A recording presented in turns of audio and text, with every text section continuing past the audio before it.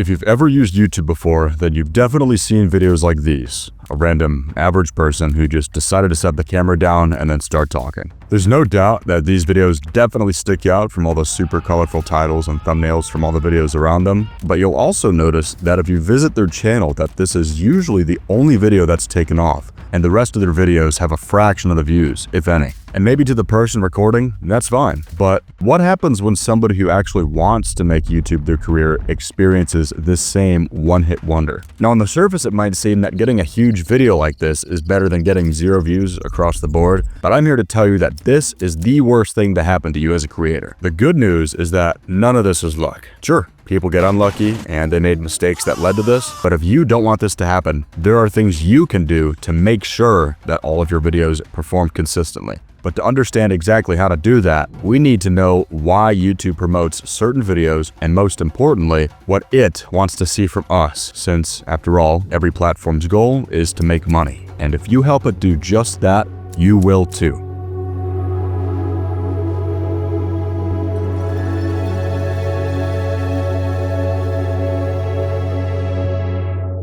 YouTube is a business. Its job is to earn as much money as possible. It does this through advertisers who pay YouTube to get their ads shown to the right people at the right time. But YouTube only gets paid if the ads that get in front of people are engaged with. That's where you and I come in as creators. The more your videos get watched, the more ads get shown. The more ads get engaged with, the more advertisers pay. And of course, a little cut of that goes to you, the creator. YouTube's algorithm is designed to make the most money possible by matching the best videos to the best audiences. So everybody ends up staying on YouTube for as long as possible and engaging with the ads that they see. Now, you've probably heard people say stuff like, oh, the algorithm doesn't like me. It won't give my videos a chance. That's cope. Their videos just suck. In reality, the algorithm is out to serve everybody, so long as you serve it. YouTube's algorithm has incomprehensible amounts of data on both your videos and the people who might watch them. It will figure out whether it takes days, weeks, or months if your videos would be watched by anybody at all. Over the years, the algorithm has gone through many stages of development in order to maximize profit. But as of right now in 2025, when a video gets posted on a platform for the first time, YouTube starts by showing your videos to 3 audiences. The first being your core audience, which consists of your most loyal subscribers or fans.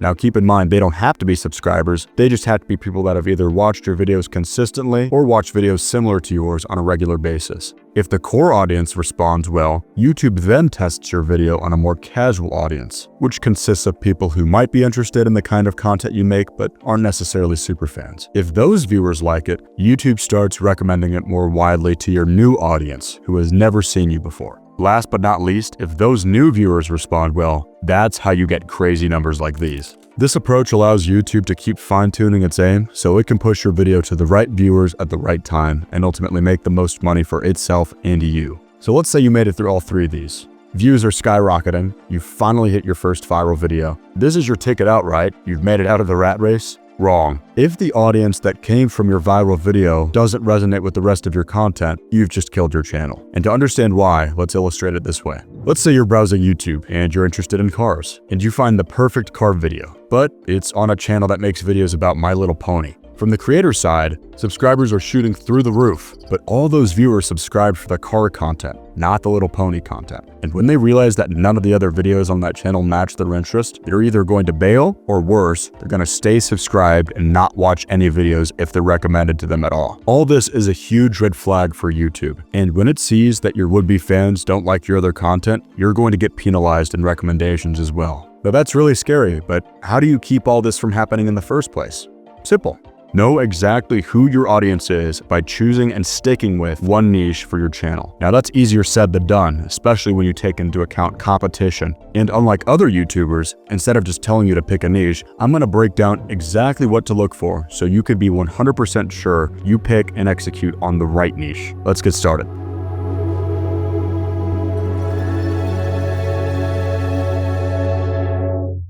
Now, I'm not going to tell you which niche is the best niche because that really doesn't help you.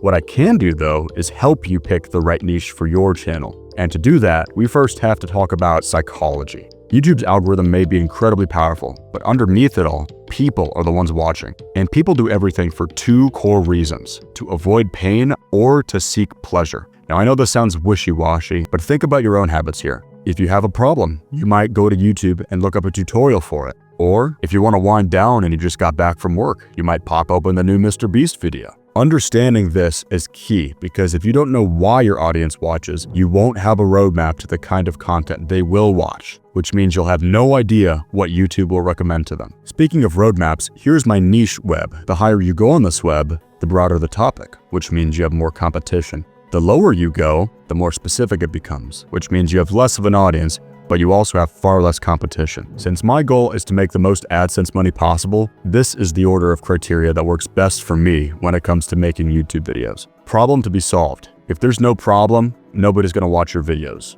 Simple. Demand. Even if you're solving a problem, do people care enough to seek out a solution? Have you ever tried convincing somebody to quit an addiction or even giving them the steps to do so? It doesn't mean anything if they don't actually want to change. Wallet size and willingness to pay. You may think this doesn't apply because you're not selling anything. This could not be more false. You as a creator have a paycheck that comes from the wallets of advertisers who put their ads on your videos. If no one engages with the ads, guess how much money you make? Competition and differentiation. You may have seen these stick figure explainer channels. Even though they all might be pretty good, they don't really stick out too much from one another because the niche is defined by its simplicity, which makes them easy to copy but difficult to scale. On the flip side, look at somebody like Isaac Verse. He makes videos about how to go viral on YouTube. That's a niche everybody and their mom makes videos on. Yet, he has 146,000 subscribers from only 5 uploads. Why? Because he presents his content in a way that nobody else does. That's the power of differentiating yourself. Niche longevity. Is your niche growing, steady, or on the decline? You don't want to be putting ads on newspapers in 2025. Ease of fulfillment. Can you make these videos quickly or eventually outsource parts of it if you need to grow? I put this one last because it's the least important, and channels can succeed without this, but it really helps to be able to churn out videos quickly. Yeah, well, so much for that. Now you could switch these factors out based on your goals. For instance, if you run a lawn care business, virality may not make sense to you since you aren't trying to rely primarily on YouTube ad revenue. But if your goal is virality, an interesting thing you might want to consider is niching up to broader topics once you have a loyal audience. Take Iman Gaji for instance. When he started his channel, he saw success first by posting social media marketing content, and then pivoted to broader make money online content once his core and casual audiences were established. Now this ended up working out for him because YouTube already had strong signals from that established audience base. But even then, none of that matters if you make the one mistake that tons of creators make, an error so big that if you do it, it guarantees failure. It's also pretty easy to avoid, which is why I saved it for last. Let's talk about it.